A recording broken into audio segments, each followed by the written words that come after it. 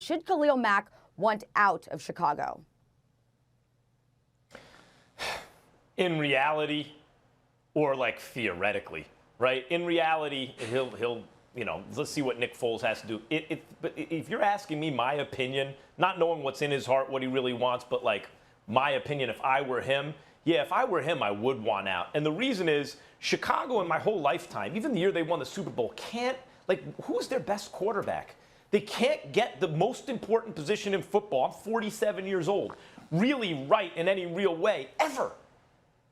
And so if you're Khalil Mack, especially a guy whose numbers are not going to match how great he was, and still is, because he could be used all around. There were years with the Raiders early on where it's like, well, he's better than the numbers really say, because he's being used this way, he's being used that way, but he's capable of doing so much. A guy like that with a Super Bowl ring, that's one thing. Even your post-NFL career, the way you are remembered, when the all-time greats are discussed, all that. That's one category. And then there are lots of guys who were dominant players in their time, but they didn't have a Super Bowl ring, and maybe the numbers won't quite reflect how dominant they were, although he has great numbers, don't get it wrong. And they get perceived another way. So if I were Khalil Mack and that stuff were important to me, yeah, I'd want to go to a place where I had confidence they're going to get the most important position right. Because with Khalil Mack on your defense, already you almost have that right. He's a dynamic and still great defensive player who is, going to be probably in the Hall of Fame one day. Bill Barnwell just had a piece about this. Like what players are going to make the Hall of Fame. Khalil Mack, I believe he says, a couple seasons away from making the Hall of Fame. If he puts up Pro Bowl type seasons, which I think he can. I think he will. So yeah, if I were Khalil Mack, I'd want out. I wouldn't. And here's why I don't feel that way, because I'm going to give credit where credit is due to the acquisition of Nick Foles. And I think that there are good things that could potentially happen here. The man is a Super Bowl champion. He has worked wonders. You've raved about him in the past, Max, and we all know that Mitchell Trubisky has been the Achilles heel for this team. I also point the finger at Matt Nagy from the standpoint, Tim, I'm of the mindset that if you, for some reason, when we saw Mitchell Trubisky run the football effectively, they were more of a threat offensively in terms of moving the chains and doing things of that nature. And I think that that's something that Nagy tried to cut back on, at least in the early part of the season, because he wanted really to him become more of a pocket passer, and become accustomed in that regard and to do things more effectively for that position. So him and the quarterback had to get on the same page. And I think now that Nick Foles is there, it's going to help tremendously. You still got David Montgomery and Tariq Cohen. Tariq Cohen can ball. We see what they can do. You got them at the running back position. You got to look at the wide receivers position with Allen Robinson, Cordarrelle Patterson is there now and stuff like that, and Anthony Miller. So I look at those guys, and I think that you could do some things. On the defensive side of the ball, the reason why I mentioned all of those things offensively is because defensively, you were ranked 4th defensively last year. You were led by Khalil Mack with 8.5 sacks. In the 2 years that he's been there, he's had 11 forced fumbles and 3 fumble recoveries, along with his 21-plus sacks or something like that. You just look at what he brings to the table defensively, and you look at what they have at the cornerback position as well. I'm just thinking about a Kyle Fuller, guys like that, and I'm saying to myself, this defense is legit, it's real, and then it's in Chicago. It's the Windy City, and obviously when you go to Chicago, you're going to have a difficult time scoring points just because of weather conditions alone, for crying out loud. So all of those things get taken into consideration.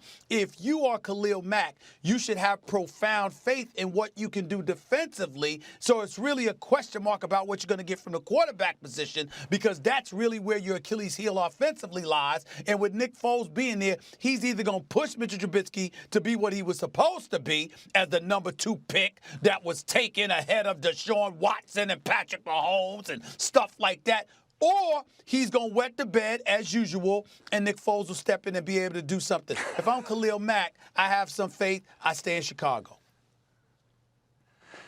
Look, I have some faith, and I stay in Chicago as well. I'm going to address the first point Max made about, Bill Barnwell's article and talking about potentially being a future Hall of Famer.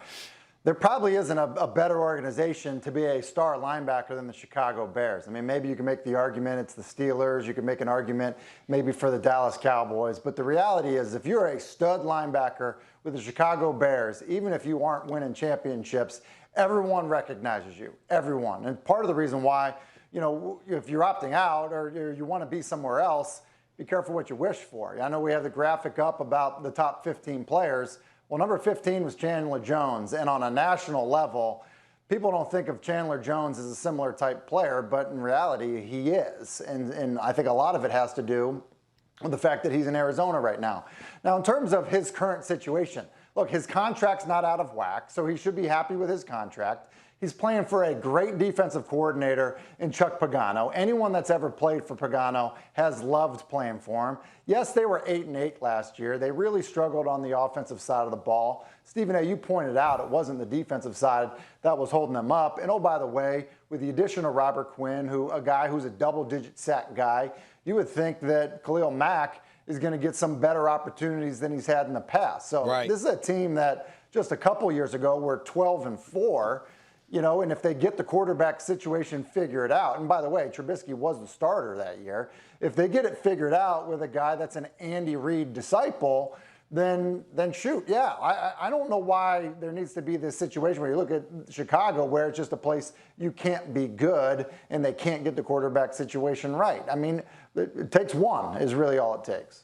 Hey, listen, I forgot to mention Raekwon Smith. Hold on, Max. I forgot to mention Raekwon Smith because obviously he can ball as well. So you've got your cornerback positions locked up. You got your linebacker position locked up. You got a guy that can get to the quarterback and then Quinn as well. So when you look at it from that perspective, I expect their defense to be even better, particularly if they get any kind of production offensively, just moving the chains, killing the clock, allowing your defense to be fresh and rested and all of those things. And again, Cohen can ball. Montgomery is no scrub. And you look at their wide receivers, they're not scrubs either.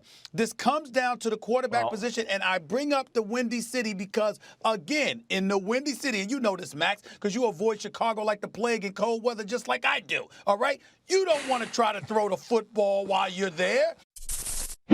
Thanks for watching ESPN on YouTube. For live streaming, sports, and premium content, subscribe to ESPN+.